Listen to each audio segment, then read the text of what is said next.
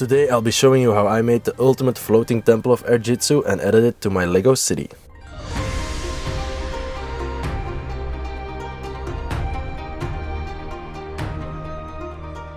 Now before we dive into the details, let me provide you with a brief introduction of the set. The Lego 70571 Temple of Airjitzu, which was released back in 2015 for $199.99, was a groundbreaking addition to the Ninjago team.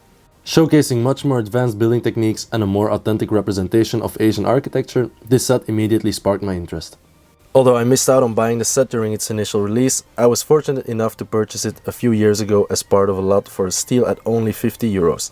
Now this highly sought after set can fetch anywhere between 250 to 400 euros on websites like Bricklink or eBay. I've had this set sitting in my collection for a few years already now, and I always had the idea of making some sort of floating temple in the clouds, but I never really found a proper place for it. But when I recently renovated the Asian section in my Lego city, I finally found the perfect place for it, and I've made a little platform to place it on. So now in front of us we have the official set minus the original figures, which I've swapped out for these cool little monkeys from the beautiful monkey kit set, the Flower Fruit Mountain. Now we still have to make some modifications before we can put it on the platform, starting off with lighting up the official set using a Game of Bricks Lightkit.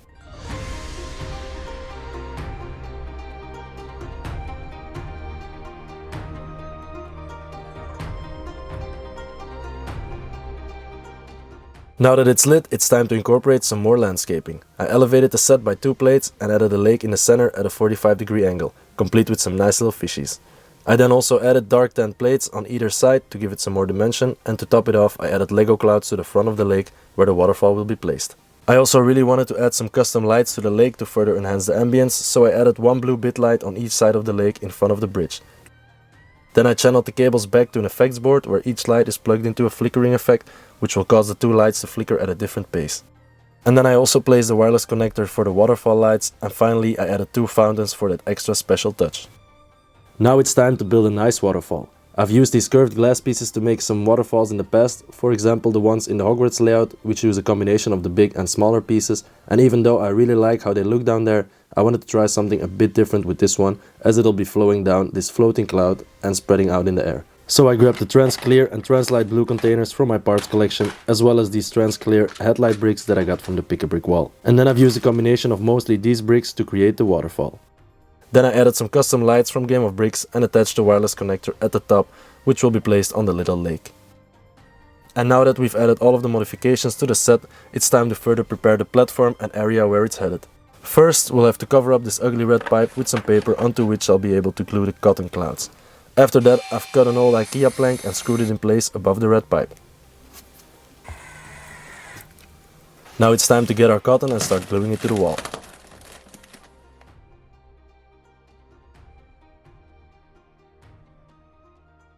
I covered the entire plank and pipes with the cotton, but I wasn't really satisfied with the result, so I decided to add yet another plank to the ceiling and covered that in clouds as well, to give it a lot more dimension.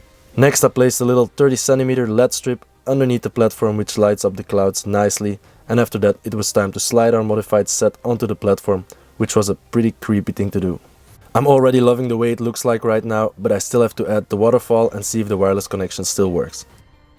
Now with the waterfall in place, it's time to add a few smaller cotton pieces to the top of the platform to make it more organic and finally finish off this project. Alright, so here we have it guys, the ultimate temple of Airjitzu installed in my Lego city.